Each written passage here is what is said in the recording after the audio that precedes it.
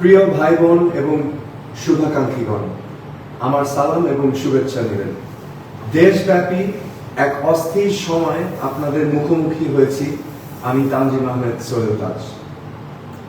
আপনারা জানেন, কোটা সংস্কার আন্দোলনের ন্যায্যতা নিয়ে দেশের ছাত্র জনতা যে আন্দোলন করেছে তাদের সাথে একাত্মতা ঘোষণা করে আমিও সোচ্চার ছিলাম।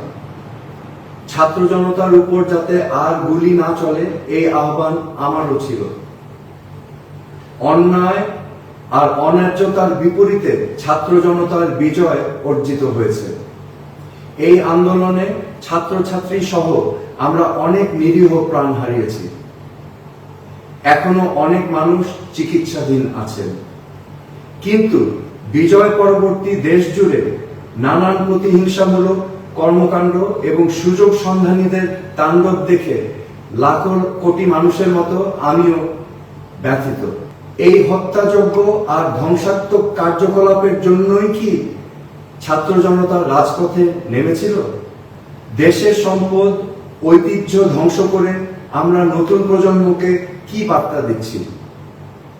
একজন সাধারণ নাগরিক হিসেবে আমি তীব্র প্রতিবাদ জানাই যারা ধানমন্ডির 32 নম্বরে বঙ্গবন্ধুর বাসভবনে অগ্নিসংযোগ করেছে। বঙ্গবন্ধুর ভাস্কর্য ভেঙে দিয়ে আমাদের কতটুকু লাভ হলো? আইন শৃঙ্খলা রক্ষা বাহিনী অন্যায় করেছে, তার নিরপেক্ষ তদন্ত হোক, এটা আমরা সবাই চাই।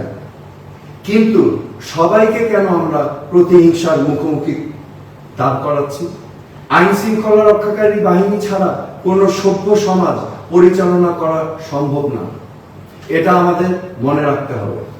আসছে অন্তর্বর্তীকালীন সরকারের কাছে আমার আকুল আবেদন, দেশের বর্তমান ধ্বংসাত্মক পরিস্থিতি থেকে সাধারণ মানুষের জানমাল রক্ষা করতে হবে।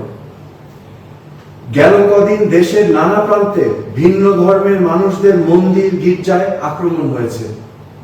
অনেকের বাড়িঘর জ্বালিয়ে দেওয়া হয়েছে। অনেক মানুষ নিহত আর আহত হয়েছে। এর মধ্যে আওয়ামী লীগ সহ অনেক রাজনৈতিক প্রতিপক্ষ রয়েছে, তাদেরও ঘরবাড়ি জ্বালিয়ে দেওয়া হয়েছে। সেই সাথে অনেক নিরীহ কর্মী প্রতিহিংসার শিকার হয়েছে। চারদিকে এক থমথম অবস্থার মধ্যে কি করে আমরা বসবাস করব? সরকার প্রশাসন সহ আওয়ামী লীগের যেসব নেতাকর্মী দুর্নীতি, হত্যা, গুমের সাথে জড়িত তাদের আইনের আওতায় আনতে হবে। কিন্তু তার পাশাপাশি একজন নিরীহ কর্মীরও এই দেশে বাঁচার অধিকার আছে, এটা আমাদের মনে রাখতে হবে। যে সংস্কারের জন্য আন্দোলন হয়েছিল তার দিকে নজর দিতে হবে। আমাদের মত ভিন্নতা থাকবে, ভিন্ন মতকে কথা বলার সুযোগ দিতে হবে। আন্দোলনকারী ছাত্র জনতার মতো আমারও দাবি যে দেশে ভোটাধিকার প্রতিষ্ঠিত হোক। সাম্য আর ন্যায্যতার ভিত্তিতে সুশাসন প্রতিষ্ঠা করতে হবে। সুশাসন প্রতিষ্ঠা করতে হলে আইনের শাসন নিশ্চিত করতে হবে। বিচার ব্যবস্থা, জনপ্রশাসন এবং পুলিশ বাহিনীকে রাজনীতির প্রভাব মুক্ত রাখতে হবে। পুলিশ বাহিনী সহ সকল আইন শৃঙ্খলা রক্ষাকারী বাহিনীকে জনগণ বান্ধব পেশাদার বাহিনী হিসাবে প্রতিষ্ঠা করতে হবে। মেধাভিত্তিক সমাজ বিনির্মাণে শিক্ষা ব্যবস্থাকে বাস্তব উপযোগী করতে হবে। দেশের সরকারি প্রতিষ্ঠানগুলোকে রাজনৈতিক ব্যবহার থেকে মুক্ত রাখতে হবে। সাম্প্রদায়িক সম্প্রীতি নিশ্চিত করতে হবে। মানুষের কথা বলার অধিকার সহ সকল মৌলিক অধিকারকে গুরুত্ব দিতে হবে। সন্ত্রাস ও দুর্নীতি মুক্ত সমাজ প্রতিষ্ঠায় পদক্ষেপ নিতে হবে। গুম, হত্যার রাজনীতি বন্ধে আন্তরিক হতে হবে। এগুলোই আজকে আমার দাবি অন্তর্বর্তীকালীন সরকারের কাছে। প্রিয় ভাই বোন শুভাকাঙ্ক্ষীগণ, এই অরাজকতা বন্ধে আমাদের সবাইকে এগিয়ে আসতে হবে। এভাবে চলতে থাকলে বাংলাদেশ পথ হারিয়ে ফেলবে।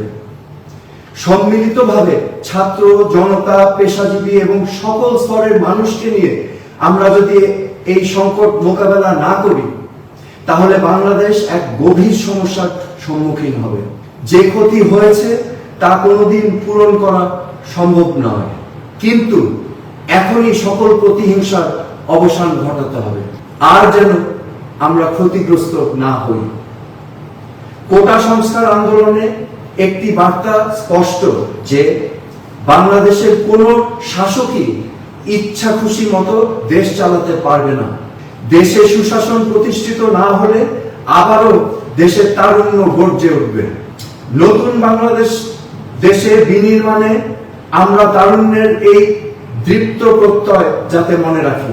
কোন শাসকের অন্যায় মেনে নিবে না বাংলাদেশের ছাত্র জনতা সহ সকল নাগরিক। সকল হানাহানি বন্ধ করে আসুন সম্মিলিতভাবে দেশকে নতুন করে গড়ি।